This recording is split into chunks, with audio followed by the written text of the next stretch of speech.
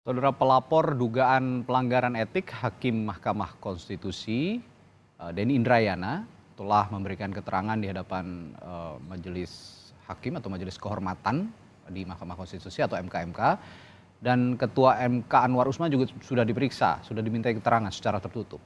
Lalu bagaimana persisnya pelaporan Ketua MK Anwar Usman ke Mahkamah Kehormatan atau Majelis Kehormatan MK? Sudah bersama saya secara daring bergabung pelapor yang juga Wakil Menteri Hukum dan HAM periode 2011-2014, Profesor Denny Indrayana. Selamat pagi, Prof. Den. Selamat siang dari Ya, Gedung Parlemen Victoria, Australia, Melbourne. selamat siang juga waktu Australia. Prof. Den, langsung saja, apa saja yang Anda sampaikan dalam sidang pemeriksaan Majelis Kehormatan yang kemarin sudah Anda jalani? Poin-poin pentingnya sebenarnya di mana? Ya, ada beberapa ya. Yang Ya. pertama, kalau terkait dengan pelanggaran etika cukup straightforward bahwa Hakim Konstitusi terlapor Anwar Usman telah melanggar etika yang sangat mendasar terkait imparsialitas, tidak berpihakan karena aturan mewajibkan, mengharuskan dia mundur jika menangani perkara yang terkait kepentingan langsung keluarga. Terkait dengan itu, dalam pandangan saya tidak perlu terlalu repot dengan pembuktian, dan kalau melihat mendengar komentar daripada majelis itu relatif sulit untuk dibantah ya. Oke. Dan kita lihatlah bagaimana putusannya. Yang kedua yang kami sampaikan adalah ini sebenarnya beyond dari pelanggaran etika. Yes.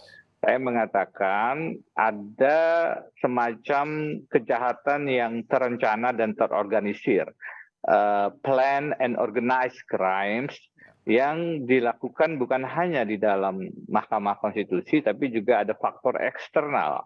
Itu dibuktikan dengan beberapa kerja-kerja teman-teman jurnalistik yang mengatakan ada keterlibatan tangan-tangan kuasa mengatur persoalan ini. Nah, ini yang menurut saya relatif kurang mendapatkan atensi, padahal kalau kita cermati bukti-buktinya bukan tidak ada, indikasi-indikasinya sangat kuat. Apa itu? Salah satunya adalah ini menjadi pintu masuk sebagai kandidat dalam pencalonan presiden 2024. Karena itu saya mengatakan konsekuensi sanksinya, sanksi kepada pelanggaran bukan hanya sanksi etika, pemecatan terhadap Ketua Anwar Usman itu the least, itu yang paling minimal. Karena kenapa begitu? Karena pelanggaran etikanya ini saya menyebutnya mega skandal Mahkamah Keluarga. Minta maaf karena begitulah faktanya. Mengapa? Karena yang melakukan itu adalah Ketua Mahkamah Konstitusi, the first justice in the Constitutional Court. Untuk kepentingan apa? Untuk kepentingan keluarga yang bagaimana? Bukan keluarga biasa-biasa saja. The first family, keluarga Presiden Jokowi. Yang ketiga, untuk running substansinya soal apa? Syarat menjadi presiden atau calon presiden, the first office in the country. Tidak pernah ada dalam sejarah kemanusiaan ada pelanggaran etik yang melibatkan salah satu ketua mahkamah untuk kepentingan presiden guna running for the presidency. Ini pertama kali, dan karena itu bobot pelanggaran etikanya luar biasa. Kalau hanya pelanggaran etika saja, memang hanya pemberhentian. Kami membaca dan melihat ini ada semacam skandal yang melibatkan memang bukan hanya Anwar Usman yang harus kemudian diminta pertanggungjawaban. Siapa yang kemudian mendesain ini sehingga muncul putusan semacam ini dengan tiba-tiba diajukan oleh orang dari Solo, bicara tentang Gibran, sudah ditarik kemudian dimasukkan lagi, putusannya sedemikian problematik karena ada konkuring yang kemudian tidak dihitung sebagai dissenting dan seterusnya. Itu semua menunjukkan kejanggalan-kejanggalan itu, dan faktanya kemudian menjadi bagian dari syarat pencalonan hanya satu orang di antara 6 yang sekarang ada di KPU, itu tidak bisa dibantahkan. Karena itu saya mengatakan harusnya bukan hanya pelanggaran etikanya yang disoal, tapi juga organized crime-nya ini bisa menyebabkan putusan Mahkamah Konstitusi menjadi tidak sah dan berujung pada tidak bisa dibawa sebagai syarat pendaftaran di KPU. Oke, so begini Prof. Den, organized crime dan juga Anda mengatakan tadi this is beyond ethic in law constitution process gitu. Jadi Ya, lebih dari itu, lebih besar dari itu. Anda mau mengatakan betul. ini bisa menyasar delik pidana, mengingat ya ada anggapan juga ini merupakan praktik kolusi dan nepotisme begitu. Kalau saya mengatakan bisa, jadi dalam Undang-Undang Kekuasaan Kehakiman mengatakan dia tidak sah dalam Oke. 17 ayat 6 itu jika hakim tidak mundur pada saat ada benturan kepentingan yang ayat 6. Di ayat 6-nya dikatakan sanksinya bukan hanya sanksi etis tapi juga sanksi pidana. Itu Oke. jelas disebutkan dalam ayat 6. Kalau kita mau menggunakan undang-undang anti KKN yang juga sudah ada, itu juga ada sanksinya terhadap praktek-praktek KKN semacam ini. Ini kan bukan hanya pelanggaran etik ketakberpihakan, tapi ada unsur koruptif, kolutif, dan nepotisnya perkara ini. Bayangkan yang memeriksa adalah paman daripada Gibran Raka Buming Raka, yang menjadi salah satu pihak terkait adalah presiden, memberi keterangan adalah Presiden Jokowi. Pemohonnya adalah Partai Solidaritas Indonesia yang ketua umumnya adalah adik Gibran Jokowi, yang menerima manfaatnya adalah Gibran Raka Buming Raka yang sekarang menjadi calon wakil presiden. Ya. Itu kalau dibayangkan sebagai satu praktik KKN, itu mestinya tidak sulit untuk membuktikannya. Nah, kalau ditanyakan bisakah? Bisa. Undang-Undang Kekuasaan Kehakiman mengatakan sanksinya tidak hanya etis tapi juga pidana. Undang-undang yang terkait dengan anti KKN yang masih berlaku juga mengatakan ini ada sanksi pidana. Ya. Di luar itu, Mas, coba saya ingin mengatakan pendapat ini kan majelis kehormatan Mahkamah Konstitusi tidak bisa memberikan sanksi di luar sanksi etik. Ada final and binding. Kalau kekuasaan kehakiman undang-undangnya tidak boleh bertentangan dengan undang-undang dasar. Jawaban saya adalah satu, majelis kehormatan kan tidak punya kewenangan menguji undang-undang kekuasaan kehakiman. Ya kan, dia hanya kalau bicara kewenangan. Yang kedua, kalau kita bicara final and binding, itu kan kalau kemudian hakimnya negarawan, prosedurnya benar. Kalau hakimnya semacam ini dan kemudian prosedurnya ditabrak semua, seberapa banyak sih kasus di mana ada pelanggaran etik yang melibatkan ketua MK yang adik iparnya presiden memberikan kesempatan kepada ponakannya untuk maju calon wakil presiden. Ini kan satu di antara saya tidak pernah mendengar dalam beberapa abad. Jadi kalau dalam kesempatan ini saya mendorong agar Majelis Kehormatan memberikan landmark decision, memberikan keputusan yang memang ada makna judicial activism, ada keaktifan hakim untuk mendapatkan keadilan agar menjaga marwah MK itu sendiri. Saya pikir tidak hanya cukup hanya memberikan sanksi etis kepada Anwar Usman pemberhentian, tapi beyond itu putusan 90-nya sendiri dinyatakan tidak sah karena ini luar biasa skandalnya. Saya mengatakan ini mahkamah keluarga game. Ya, begini Prof. Den, Anda mengatakan kan ini sepertinya MK atau Majelis Kehormatan Mahkamah Konstitusi ini tidak bisa memutus lebih dari putusan etik begitu ya, pelanggaran etik. Lalu jika memang ada law society yang meminta atau mengarahkan bahwa ini adalah organized crime yang artinya tadi juga ada praktik KKN begitu di dalamnya. Celahnya di mana? Kita tidak sedang mencari kesalahan, tapi kalau memang kesalahan itu ada, di mana celahnya, Prof. Dan untuk menjerat pidana seorang ketua Mahkamah Konstitusi? Pertama ya, kita bukan bicara menjerat pidana saja dalam artian itulah sanksi yang akan disasar, bukan. Saya ingin klarifikasi dulu. Saya justru mengatakan bahwa MK Pak Jimli Asidiki dengan dua hakim yang lain, majelis yang lain, itu justru mesti mengambil langkah tidak hanya memberikan sanksi etik. Karena ada alasan putusan MK itu final and binding. Saya setuju bahwa putusan MK tidak boleh diganggu-gugat, harus dihormati. Tetapi dalam setiap prinsipal, kalau ada kejadian yang extraordinary, kedaruratan, justru untuk menyelamatkan marwah MK sendiri, maka final and binding itu juga mesti bisa diuji.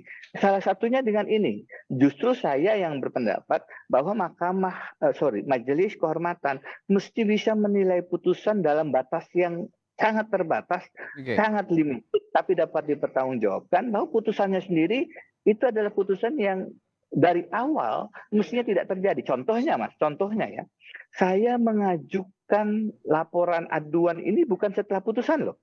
Oke. Saya mengajukannya itu 27 Agustus, hampir lebih dari 2 bulan yang lalu sebelum putusan dibacakan. Artinya apa? Kalau aduan saya diproses, itu ada kemungkinan Mahkamah Konstitusi tidak memutus dengan Anwar Usman karena dia sudah didismiss lebih awal.